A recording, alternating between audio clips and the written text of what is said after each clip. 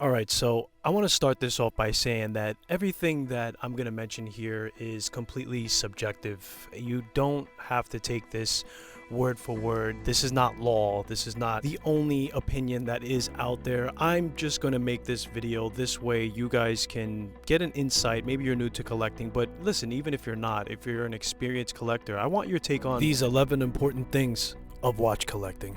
And the first thing is cost. Price doesn't matter. Affordable means different price tags for different people. I don't compare myself, and you shouldn't compare yourself to anybody else. Look, here's the deal. Outside of this watch enthusiast community, outside of these YouTube videos and everything else that we consume on a daily basis, we forget that the outside world, the average person, somebody who's not into watch collecting, just doesn't care. And if you're going after a piece that's just expensive so you could flex it, maybe that's your world. Maybe that's something that, you have to do in order to get ahead. I don't know. It's not something that I'm, exposed to, but I respect it if it's your come up. I respect it if it is a status thing for you. But at the end of the day, most of us are going for what we can afford, and that means different price levels, and that's fine. But at the end of the day, what I don't want to see when it comes to putting pieces into my collection is me buying a piece where I'm hoping that it'll give me some kind of status elevation. Nobody really cares what you're wearing. Wear what you love. That's going to be the most going theme that you're going to hear throughout this video. And that's number one. Important thing number two, hype. Hypes are short-lived. We saw what happened with the Moon Swatch, and listen, I'm not picking on the Moon Swatch at all. If you love it and you want it in your collection, hell, I put it in my collection, no problem. But if it's just for the hype, no matter what the watch is that we're talking about, and that's the only thing that you're after, listen, that stuff is short-lived, and there is no other way where you're gonna move on from a watch any quicker than buying a watch for just the hype. Again, going back to what I said for reason number one, buy what you love. Number three is value.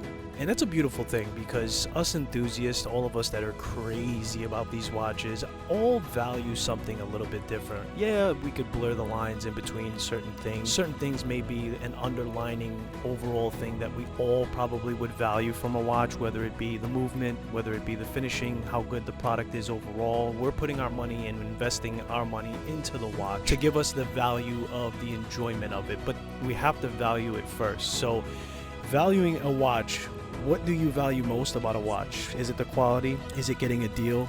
Is it getting a recognized piece?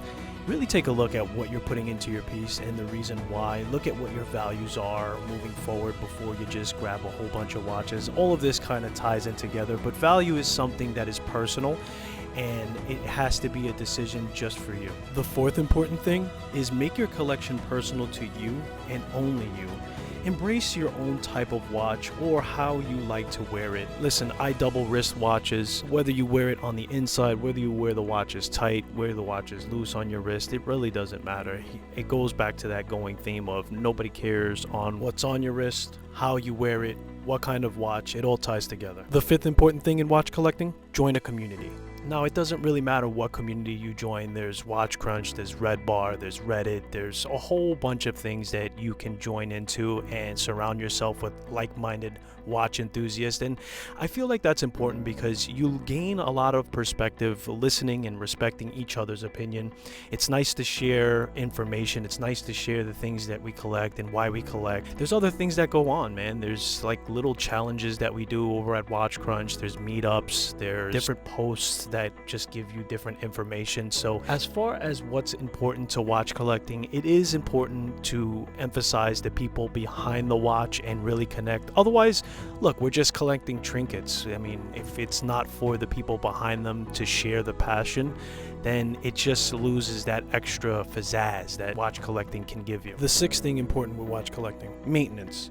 Learn how to care for each individual watch in your collection, wear the right watch for the right planned day of action, and have a solid storage system for your watches. Here's the deal. If you're wearing a Moon Swatch, let's say, that we all know is a glorified name for plastic, I forget what they even call it now, but if I'm wearing that and I'm deciding to lift weights or play a football game, is that the right watch for the occasion? Probably not. And moving forward, I also need to know when it's the right time to change that battery so an old battery is not sitting in it. Maybe you have a mechanical watch that we're talking about here, and we have to learn how to wind the watch properly. We have to learn when to change that date over. And then finally, the storage. Don't just throw your watches in a drawer. Don't just leave them hanging around on a table. Get a watch box for it. If it's something that you paid good money for, it's something that you should be at this point valuing for putting into your collection. Therefore, keeping dust contact with the watch to a minimum by just having it in the watch box is a saving grace. Listen, even if the crown gets screwed in, dust just finds its way, so limiting the exposure for when you're interacting with the keyless works to the crown, pulling it out, that dust settling in the stem, and then going into the watch, finally just dirtying up that movement. It's things of that nature that you want to look forward to educating yourself about. This way you make sure that you are valuing your watches the right way and you're keeping up with the maintenance with the watches. The seventh most important thing in watch collecting, in my opinion, is expanding on the hobby. Get some sub-hobbies to watch collecting, not just buying watches to add to your collection. I've done things like get into modifications, and that may not be a route for you, but I've also been involved in watch communities in a photography challenge where we grab our watches, there's a theme set for the week, and we try to go by that theme. Maybe it's a black and white theme, maybe it's a sunrise theme, whatever the case may be. There are other ways to explore into enjoying the timepieces that you have in your collection, and I've pretty much explored a multitude of things, like even on here, making this content creation, or getting into a donating fund where you donate watches that are no longer means to you, even reading about watches or going to watch meetups. There are several ways where you can slow down the watch buying collection, and I want to be respectful for those who just enjoy adding so many watches to their collection. I've talked to collectors that have 500 plus, 1,000 plus watches in their collection, and if that is in fact your goal and that's how you enjoy collecting, have at it. But I'm speaking to the person that is adding too many watches to their collection. They feel a little daunting, or this little feeling of never being satisfied after collecting a watch and going through its honeymoon phase. There are ways where you can add other things, subcategories to the hobby, to offset that buying need or urge at the end of the day. Now, the eighth most important thing about watch collecting is going to be piggybacking off of number 7 a little, which is spend more time before moving on from a watch. Try changing small things out about the watch. Sometimes a small tweak like a strap change or a hand or dial change that you will make to the watch to work better for you. Put the watch away for a few months, see if you'll miss it, or let somebody reliable borrow it, where before you actually sell the watch or just start adding other watches to your collection, you're actually appreciating what you have and trying to see if small changes to it would actually make a huge difference. Now, I'm definitely a hypocrite for the most important thing, which is number 9. See it in person. Try your best to see the watch in person before making the purchase, or at the very least, understand your wrist anatomy down to the science of your wrist circumference and your wrist width from bone to bone. This way you can get a better idea of the watch before adding it to your collection. And that's something that I learned many years after, and finally going to watch shows or going to an AD where I can see the watch in person.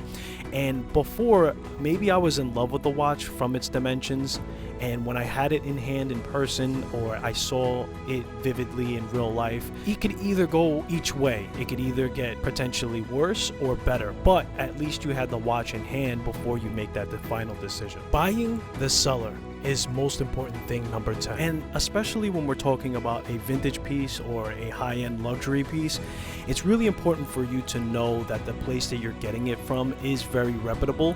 And even when we're talking about affordable watches, there are fakes out there. I mean, all the way down to an F91W. That watch has been faked and cloned out there in the market. So, you know, sometimes if something's too good to be true, there it is for a good reason. But at the end of the day, whoever you're buying from, whether it be an AliExpress store or whether it be eBay or Chrono24, it really doesn't matter. You want to make sure that the person that you're purchasing from has a history, has good reputation, and you want to spend as much time doing your homework on the seller as you do with the watch. And finally, the most important thing, at least in my opinion, on the list of things here is to inspire the youth. Donate a watch to the younger generation. Take some time explaining horology to them, because here's the deal.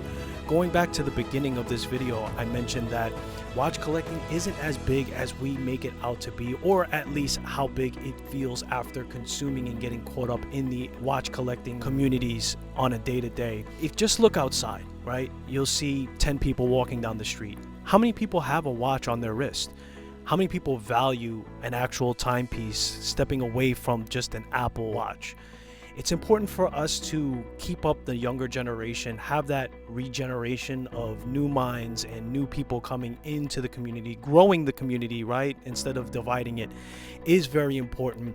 And I've even done this myself. I've donated plenty of watches to kids everywhere from 6 years old all the way up to the teens. And of course, if they want to lend me their ear and explain exactly what watch collecting is all about and what the history of horology is, I definitely want to inspire them, and it's an important thing for me moving forward. Now, I've been collecting for about roughly 5 years now, and those were the 11 most important things that I think that watch collectors should look out for. And I usually end off my videos saying that it all started with a watch, and I want to take some time to explain what I mean by that. And what I want to do with that slogan, with that outro, if you will, to all my videos is I want everybody to be respectful of one another's watch collecting journey and how they like to collect, because at the end of the day, like I said in the middle of the video, that it's all about the people. It's all about the connection of enthusiasts in communities and us moving forward as a unit and being respectful in that process and sharing our opinions. Look,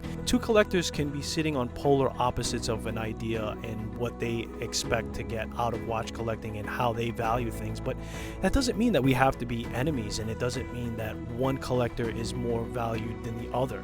We're all equals, and we all value the same things out of horology and have that enthusiastic kind of feel towards it. So that's what I mean when I say it all started with the watch. And no matter where your watch collection journey takes you, no matter how you decide to collect, you guys are all welcome on this channel and in this community, as you should be. Let me know your thoughts in the comment below and let's have a discussion. And I appreciate you guys watching my 11 most important things about watch collecting, and I hopefully will see you in the next one.